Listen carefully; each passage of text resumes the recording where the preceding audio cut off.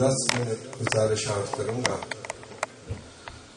اس عزت کا بڑا مشہور ہوں. یہ تو جتنا اہتمام عامر بھائی کرتے ہیں اور ایک اور ان نون ہستی ہمارے درمیان رہتی ہے جو اپنا نام نہیں بتانا چاہتے اپنی خدمات میں، تو یہ حق ان کا تھا. ہم مشکور ہیں، یہ تحفہ ہے تو ہمارے لیے باعث عزت ہے اور باعث احترام بھی ہے. تو آپ لوگوں کا بہت بہت شکریہ کہ آپ ہماری بات بھی سنتے ہیں. جو گزارشات نعت کی صورت میں کرتا ہوں یا نجمی بھائی یہ کرتے ہیں، آپ بڑے شوق سے اہتمام، آپ سب اس کے مستحق ہیں. بیسیکلی میں چند گزارشات کروں گا کہ آج کی محفل میلاد کی محفل بھی ہے اور سرکار غوث اعظم جیلانی سرکار کا اس مبارک وفات کی بات ہے. ایک چھوٹا سا واقعہ بھی ہمارے بیٹے مومن خان نے آپ سے گوشت گزار کیا تھا، تو اس سے پہلے کا واقعہ سرکار کی آمد کا، کہ جس ایک دفعہ آپ کے والد گرامی ایک نہر کے کنارے بیٹھے ہوئے تھے. بڑا خوبصورت قصہ ہے لیکن بڑا سبق آموز ہے. تو اس نہر میں ایک تیرتا ہوا سیب آیا، تو آپ نے وہ سیب اٹھا کے کھا لیا. وہ آ رہا تھا رستے میں. کھانے کے بعد احساس ہوا کہ یہ سیب کسی کی ملکیت تھا، تو آپ نے کیسے کھا لیا. اسی سوچ میں تھے کہ اپ اسٹریم جانا شروع ہو گئے کہ ڈھونڈے کس کا باغ ہے اس نہر کے اوپر. تو وہاں پر پہنچے تو اندازہ ہوا کہ یہی ہو سکتا ہے، اس پہ سیب کے درخت اس نہر کے اوپر ہیں، تو یہیں سے سیب گرا ہوگا. تو آپ پتہ چلایا کہ یہ کون مالک ہیں ان کے. تو وہاں تشریف لے کے گیا، ان سے پوچھا تو وہ بھی اللہ کے بہت بڑے بزرگ تھے. تو جا کے گزارش کی جی میرے سے یہ غلطی ہوئی، انجانے میں سیب آیا میں نے کھا لیا، لگتا ہے آپ کی ملکیت تھا، تو اب اس کے لیے میں معافی مانگنے آیا ہوں یا اس کی اجرت لے لے، میرے سے جو بھی کمپنسیشن ہے دینے کو تیار ہوں. 2 روایت ہیں. ایک روایت یہ کہ آپ نے کہا تو اس کے لیے تمہیں میرے پاس بعد میں کچھ عرصہ کام کرنا پڑے گا. کچھ روایت ہیں کہ اسی دن آپ نے پھر ایک شرط رکھی. میں دونوں کو بیان کرتا ہوں. قصہ مختصر. آپ نے کہا جی اس کی ایک شرط ہے، اگر معافی چاہتے ہو. ان بزرگوں نے پہچان لیا ان کو کہ یہ بندہ اس حد تک پائس ہے. ان کا نام تھا ابو صالح دوست جنگی، آپ کے والد بزرگ. تو آپ نے کہا جی اتنا پائس ہے، اتنا نیکوکار ہے کہ اس کو اس بات کی فکر ہے کہ میں نے ایک سیب کھایا اس کا حساب ہوگا. تو آپ نے کہا ایک شرط ہے کہ میری بیٹی سے تمہیں شادی کرنا پڑے گی. میں نے کہا جی اچھا جی، لیکن اس کے اندر میں یہ بھی بیان کر دوں کہ وہ میری بچی لولی بغیر پاؤں کے ہے، لنگڑی ہے، بصارت سے محروم ہے اور سماج سے محروم. کانوں سے سن نہیں سکتی، آنکھوں سے دیکھ نہیں سکتی، منہ سے بول نہیں سکتی اور پاؤں سے چل نہیں سکتی. اب انہوں نے کہا میں نے شرط مانی ہے تو مان لی. خیر ان کا نکاح پڑھوا دیا انہوں نے. اور جب اب تشریف لے کے گئے حجرے کے رات کو، آگے دیکھا تو انتہائی خوبصورت ایک تو شیزہ بیٹھی ہوئی تھی. تو پلٹ آئے، وہ باہر آ گئے لیکن یہ تو ڈسکرپشن نہیں تھی ان کے والد صاحب کی. تو آپ تشریف لے کے آئے، آ کے عرض کی کہ ایسا تو معاملہ نہیں ہے، وہاں پہ آپ نے جو فرمایا تھا ویسا تو وہاں حالات نہیں ہے. تو ان کے والد گرامی قدر نے فرمایا کہ بیٹا میں نے اس کی ڈسکرپشن دین کے لحاظ سے دی تھی کہ اس نے کبھی غلط راہ میں قدم نہ اٹھایا اس لیے وہ لنگڑی ہے. اس کے منہ سے کبھی ایسا کلمہ نہ نکلا جو کہ دین کے خلاف ہو. اس نے کبھی ایسی بات نہ سنی جو دین کے خلاف ہو. ان کی آنکھیں کبھی غیر مرد کی طرف یا کہیں ایسا معاملہ اس نے نہیں کیا. یہ میری ڈسکرپشن تھی اور اس میں سے حضرت عبد القادر جیلانی سرکار پیدا ہوئے. تو یہ ان بزرگوں کی صفات میں سے ہے کہ یہ ان کے وسائل تھے فرام دا ڈے فرسٹ. تو حاضرین محفل، نسبت بزرگان اور نسبت رسول، خاص طور پہ ابو جہل کو بھی ایک نسبت تھی. یاد رکھیے جب قبر کے اندر فرشتوں نے آ کے پوچھا کہ اے ابو لہب یہ کون ہے تمہارے سامنے؟ نبی اکرم صلی اللہ علیہ وسلم کہنے لگا میں نہیں پہچانتا. اب دیکھیں یہ وہ لوگ تھے جنہوں نے اپنی زندگی میں تنگ کیا تھا سرکار کا. رستے میں گڑھے بناتے تھے، پتھر مارتے تھے، گندگی پھینکتے تھے. تو فرشتوں نے اس کو یاد دلایا یہ وہی محمد صلی اللہ علیہ وسلم ہیں، یہ وہی ہیں جن کو تو تکلیفیں دیتا تھا. کہنے لگا نہیں میں نہیں پہچانتا، مجھے میں نے کبھی نہیں دیکھا، کبھی نہیں دیکھا، میں نے اس سے پہلے کبھی نہیں دیکھا.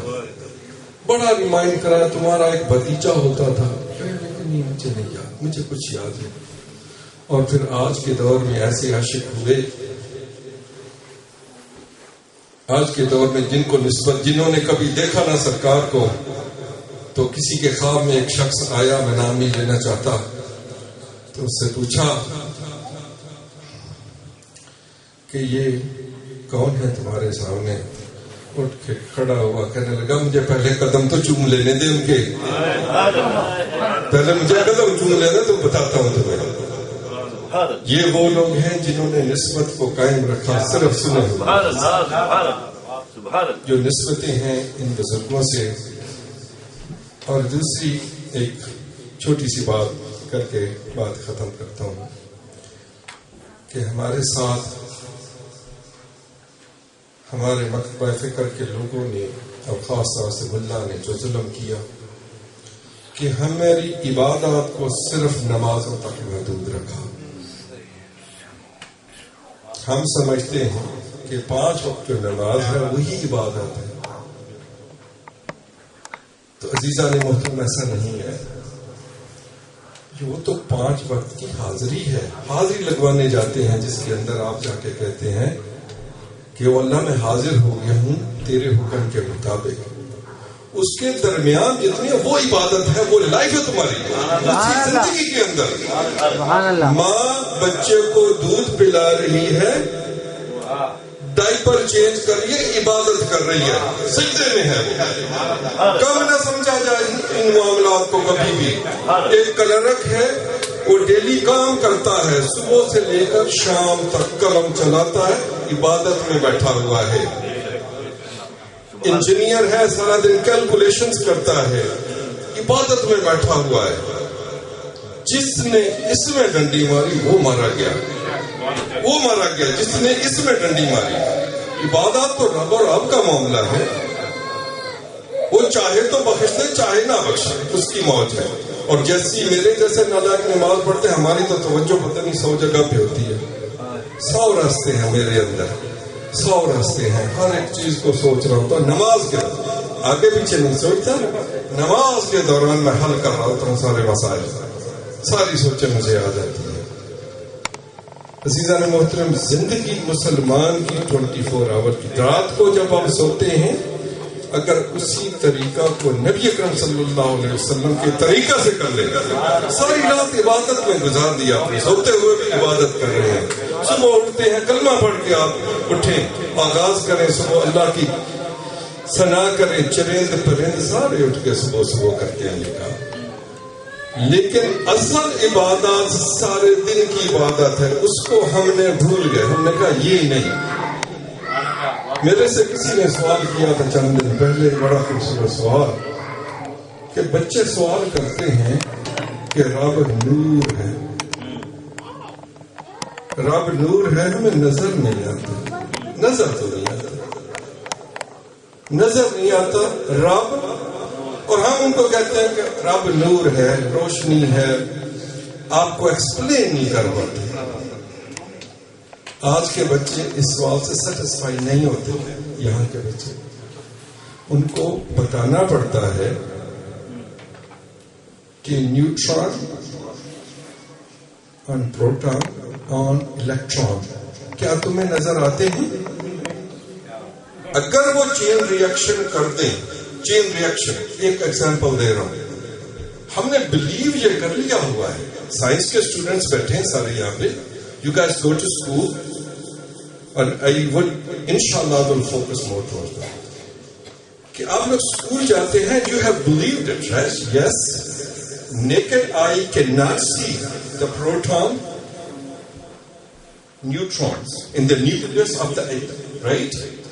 And there are electrons who are circling around their orbit. Lekin we believe in ourselves, right? We believe that, yes, that is true.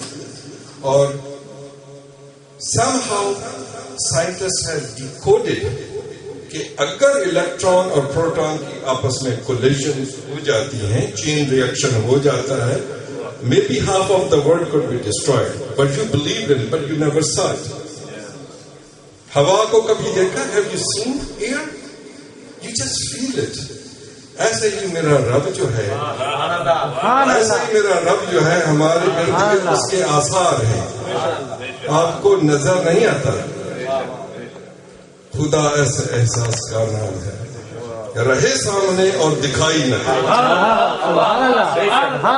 رہے سامنے اور دکھائی نہ دے, خدا ایسے احساس کا نام ہے.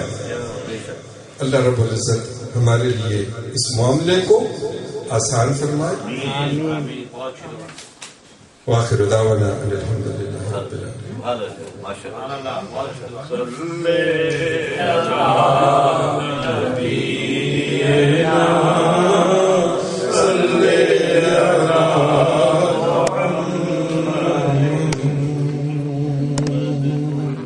دو اچھے میاں صاحب نے حضرت غوث الاعظم جیلانی سرکار کی شان میں لکھے ہیں.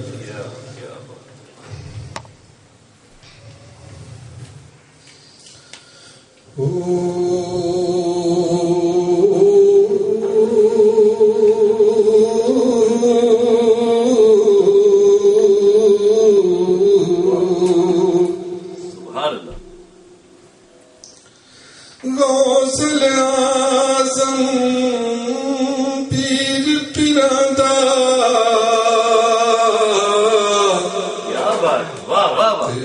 ہے محبوب ربانی,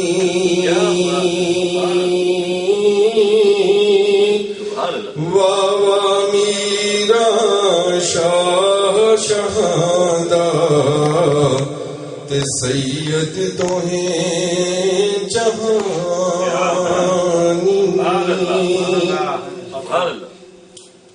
میں انا تے تلکن رستا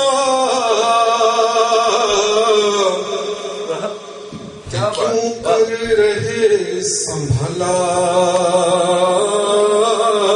تے تکے دیون والے بہتے تے تو ہاتھ پکڑن والا,